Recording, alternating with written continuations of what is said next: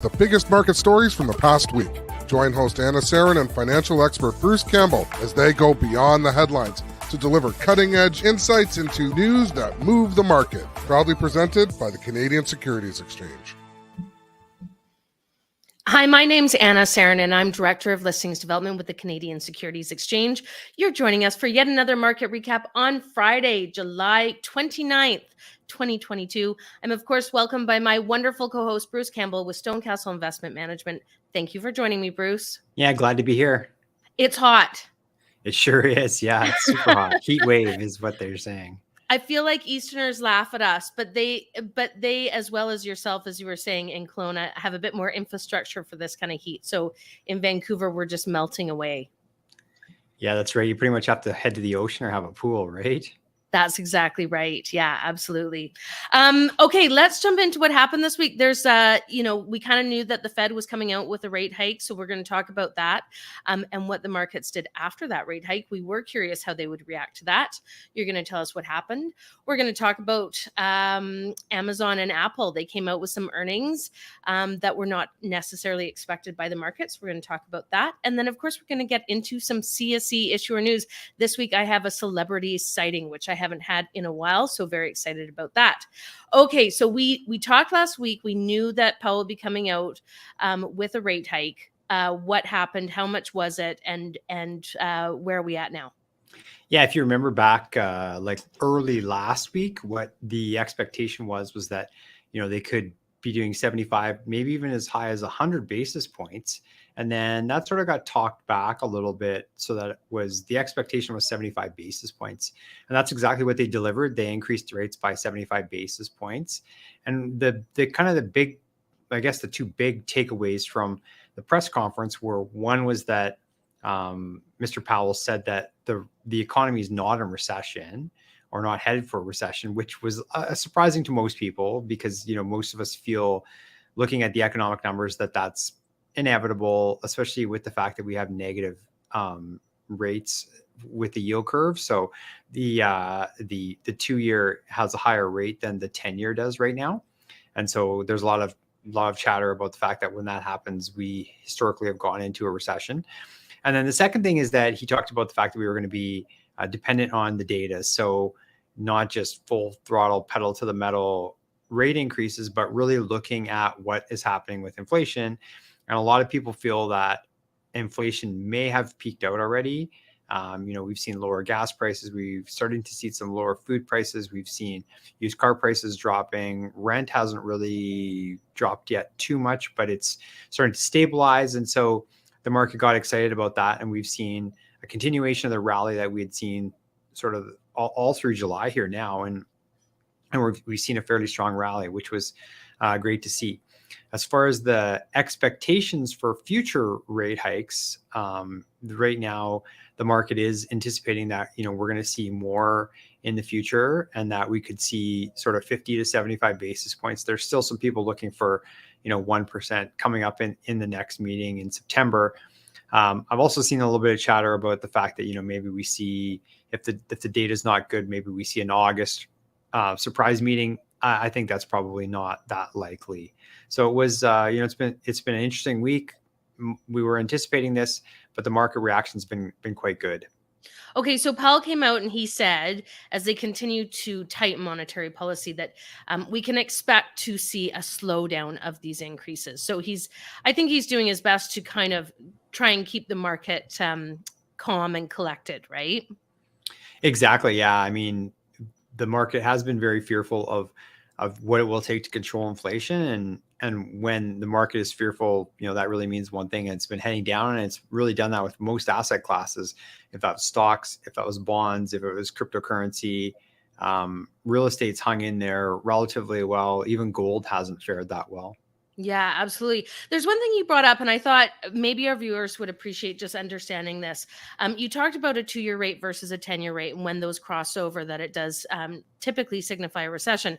What you're talking about is essentially if you were to buy a bond, right, and you buy a bond with a 2-year term, that you're getting paid more in your interest payments than you are if you invest in a 10-year term.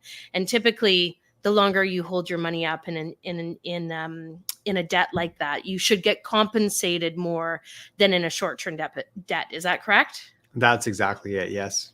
So it's pretty scary when all of a sudden you see that you're making more money off of investing for 24 months as opposed to, 120 months on a 10-year bond. So those signify, and obviously those keep getting issued, and that's why we see a 2-year bond might have a higher interest rate than a 10-year bond, because the 10-year bond might have been issued at some point where there was lower interest. Is that right? They're issued and they also trade in the market. So it's the market's expectation of what's happening at the present time. And so traders are looking at it saying that, economically things are weak. So they want to lock their money into longer term. And so that's why the 10-year, the price is going up and the yield is going down as people are buying that. And then with the 2-year, it's a function of a few different things. One is because there's people rolling their money. They're moving out from that 2-year to the 10-year or to a 30-year. One. And the second is that because rates are rising, that rate has been going up. So that rate's gone up more than the 10-year rate. And so then they get what they refer to as inverted, where the 2-year yield is higher than the 10-year. So it means that there's a negative differential between those two. And when that's happened in the past, it historically has been something that happens before recessions. Yeah. Bonds and their pricing and their yields they're interesting. I mean, one day maybe we'll dive into it further, but they're interesting beasts and very reflective of the market. Okay, so let's talk about some good stuff. The market rallied. The market, like what happened with the Fed raising rates. What happened? Yeah, I mean, the market was happy with what was said at those meetings, and since then we've had follow through. So Wednesday after the meeting we had follow through, yesterday we had follow through, and today we have follow through again with positive markets. And we talked about this last week. I mean, you started to see this trend happening before that meeting happened, right? We have, yeah, through really into the early part of July. We started to see some of the relationships that we look at, some of the indicators that we look at starting to be more positive. And as we mentioned last week, the thing that we don't know right now is whether or not this is a bounce in a bear market. So that often happens where when you're in a bear market, which is negative, the selling pressure just gets so great and the pessimism just gets pushed to negative. And then you get these counter trend moves up where the market has a big bounce up, and then people come back to sort of reality of the situation that, yeah, things are maybe not that rosy, markets sell off again. And you go through that cycle, in some cases, several times before a new uptrend started. So we're trying to determine whether or not that's the case or whether or not we've started that new uptrend. And it's just too early to tell at this point in time. And I remember you saying last week, it needs to be a 20% increase in the markets to consider it moving back into a bull market. Is that right? Well, that's sort of the classic definition of that. But we don't necessarily look at that. We look at a number of other different factors and indicators at StoneCastle. And then you tell us here every Friday. Okay, right. Let's talk about earnings. So Amazon and Apple, they had some interesting earnings, and the market, it was higher than people expected, right? That's right. Yeah. I mean, so far through this earnings season, especially in the US, the numbers have been relatively good. The revenue beats are just slightly below what historically you would expect, and same thing with the earnings beats. Now, Apple and Amazon are two gigantic bellwethers, and so Amazon reported and Apple reported both last night, and the numbers were great. And that was a bit of a surprise to the street. And you can see here in this chart, we're just looking at Amazon, and the month that it's had so far, it's the biggest monthly gain that we've seen since back in April 2020, coming out of COVID, when everything was so oversold. So while we're concerned about the economy and markets, Amazon's gone and had a fantastic report, and then the stock has also responded this month as well. Well, and what they were also saying is, I mean, it was also an extra surprise just because with inflation concerns, buying a new Apple phone is a high ticket expense, and everyone's feeling a little bit more of a pinch on their wallet. So they were kind of surprised that people are still actively out there continuing to purchase their Apple products, and increasing that revenue. That's right. Yeah. Yeah. And the iPhone was one of the big notes in the earnings, was that the selling was a lot stronger, which is, again, a bit of a surprise given exactly what you said, the fact that, we're so worried about inflation and what that's doing to consumers. People are still have the ability to go out and buy a, $1,000, $1,200 iPhone. It was so interesting. I was actually thinking about you the other day. I went to Walmart and I did a grocery shop, or not a grocery shop, a household shop at Walmart. And I remember Walmart was really struggling because they've really made it adamant about their business model that they only do margin, I think, of 18% or something.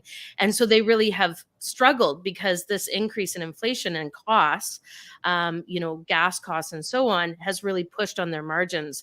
But you don't feel it in there. I appreciated filling my cart with everything I needed, not spending, too much money on it. So that was a nice relief. But yes, obviously the markets are coming back to some degree and people are spending money.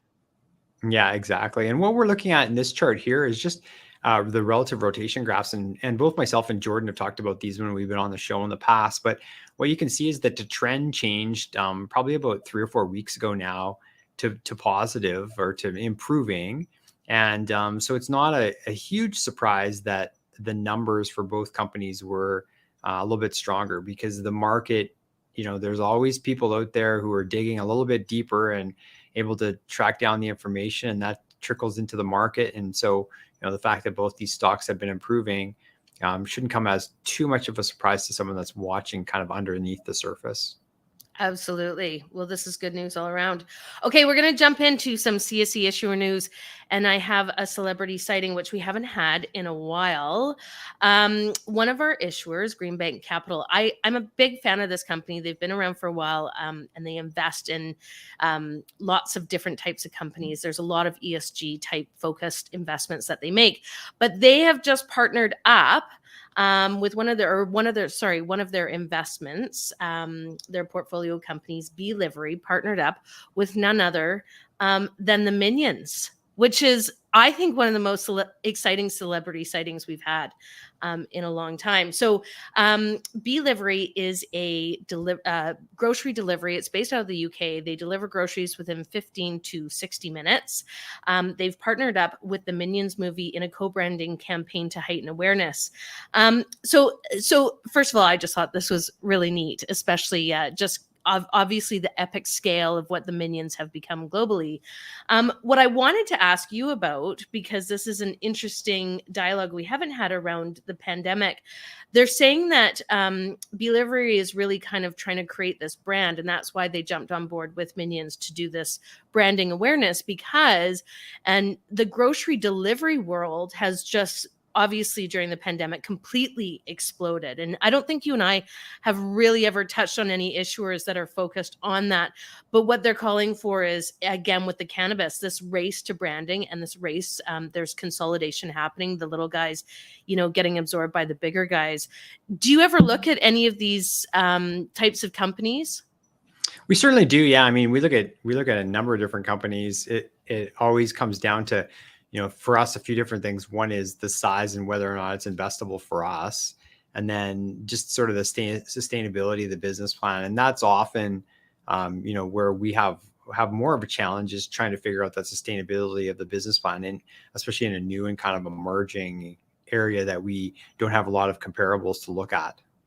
Well, it just made me wonder. I mean, I think this is so neat, right? Just for me, especially, I know that sometimes on the rare occasion I need to order groceries, I don't want to wait until the next day. So I hope that more of this comes to market. But it made me question, are we going to see sectors coming out of the pandemic where we've changed our habits as consumers on how we purchase things and where we purchase things? Are we going to see, new types of products coming to market specifically born out of this pandemic? Yeah, I would think we would, for sure. Certainly, you look at a lot of different aspects of our behavior have changed after the pandemic from what we had before. And this will be one area that, continues to go down that road. Think about doctor's appointments. I mean, We used to all sit in a waiting room of a doctor's office, and you're like, looking both ways at the people who might be coughing on you. And now we can do it all online. So there's, just one great example of that. And I mean, the delivery of groceries is another. That is actually one of my favorites. And so you sit at home and wait for the call from the doctor. What should we think about going in? Obviously, it's a holiday weekend, right, Bruce? It is, yeah. I mean, the markets are for Toronto are closed on Monday, yeah, because of the holiday, and so we have a shortened week next week. What we're going to be watching is exactly what I talked about earlier, is just trying to figure out whether or not we have the follow through with this market, and whether or not this has been, just a bear market rally, and we'll have used up all the energy that the market has, or if it still has more energy. We've looked at a few different things from a breadth standpoint, and we think that we could be getting very close to this being a new uptrend, but we'll have to see that confirmed. And there's been a lot of energy that would have been used up this week. If it can follow through next week, that'll be a positive sign, and we probably at that point in time are able to feel more confident that it's a new uptrend and not a bear market. But we can only tell kind of after the fact. Here's hoping, Bruce. Exactly. Yeah. Well, listen, I hope you have a wonderful weekend with your family. Stay cool. Yeah, exactly. That'll be a challenge. And we will chat with you next week. Okay. Thanks. Have a great weekend. Have a great weekend.